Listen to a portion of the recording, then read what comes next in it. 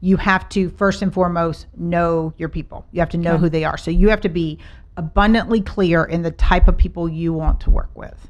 And you've got to be able to describe them and explain and know, and you need to know what their pain points are and how you solve them. That's first and foremost. And I feel like most businesses, and I'll say most businesses don't do that. They don't take the time to figure out who are my people, what are their pain points, and how am I solving that for them. So first you've got to do that, because if somebody doesn't fit in that, then it's easier to figure out who needs to get fired. So you find you identify your people, you know them, find them, and engage them. That's the 3 things I always say. Somewhere along that line, if you know your clients and you found them, so finding is the next thing, you've got to find them in the right places. Like if you're clear on who you want, you tell everybody who you want to work with, and you figure out where they are. So typically when the problems come out, it's because we skip one of those steps.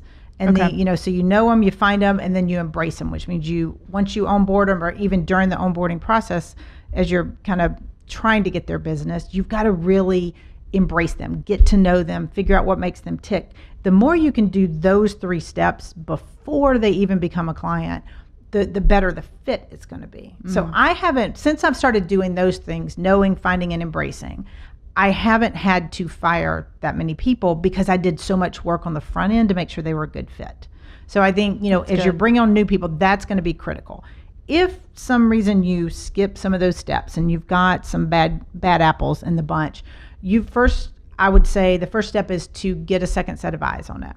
Is it just, is it Kristin or Whitney am I just being unreasonable? Because sometimes it is. And that's when you need somebody close to you to be able to say, Whitney, you're overreacting. This is not a big deal.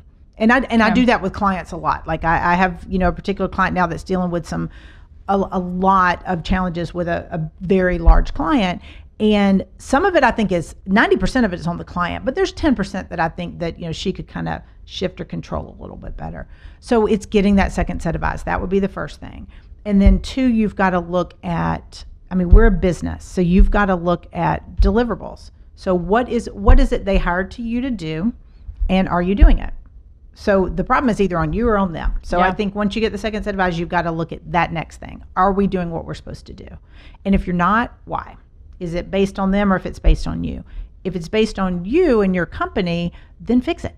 That it may not be the client. They may not be a bad client, may not need to be fired. But if you're looking at kind of where the gap is, and it's on the client, then you got to figure out, is it a fixable thing or is it not? Yeah. Sometimes it's fixable, meaning it's communication. The client wasn't clear on what you needed from them or the expectations.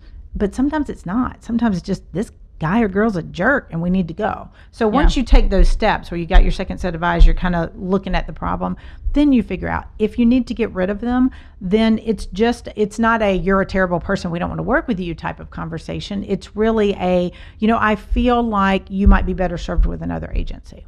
I don't know that our reasons align anything. Values is a big thing. If your values don't align, they have to go. That's not a fixable thing. Yeah. So that's good. If you have not picked up Kristin's book, I highly recommend that you do. There are, the chapters alone, and then there's quizzes that you can take. There's some quizzes to form that foundation or realign, right? Like I know on several of our episodes, we talked about use this time to realign yourself. Yes. Don't go through all that you've been through this past year and not use it as an opportunity to change and make things, be that more self-care for yourself, or aligning better with your business and discovering what type of clients you want. Or maybe you want to go out and start your business. Maybe you're, it's something that's been on your mind for a while. And this is, and this is the best advice, because it's ideal that you do this ahead of time, right? To your point, if you know what your foundation is before you get started and jumping off the deep end, then you're just going to be set up that much better. Because most people just jump and figure it out. They build the net on the way down, which is, that's okay with some things. Yeah. But you got to think at some point. Yeah. Even if you're going to leap first, you kind of got to think after you leap. Yeah. Oh, so real quick as we close, your event that's coming up. Yes. On March 25th. Tell us about it. I'm very excited about it. So I know, because we're am having I. it here at Liger Studio. So we have, I have the opportunity to work with some phenomenal clients, but I realize, through my speaking, coaching, everything, I can't hit everybody. So we launched the Renew Community, which is kind of our group, our community of people where I come in and coach people from a group standpoint. Everybody gets to collaborate and all this. Well, we launched the end of last year. We've got some incredible entrepreneurs in there. Like, we have some really cool people. But we've been online, so we're doing our very first live event, and it is going to be here at the Liger Studios, because Whitney was kind enough to let me and you guys, if you guys haven't seen the space, this is a cool space. We've been enjoying it. Yeah, I know. It's like, I just sit here. I finish my podcast. I'm like, I'm just going to hang out for a little bit. But we're doing a live event here, so it's Renew Live. And our focus with the community each month, the coaching I do from the group, it's on a different theme. So this month we're talking about marketing and creative marketing.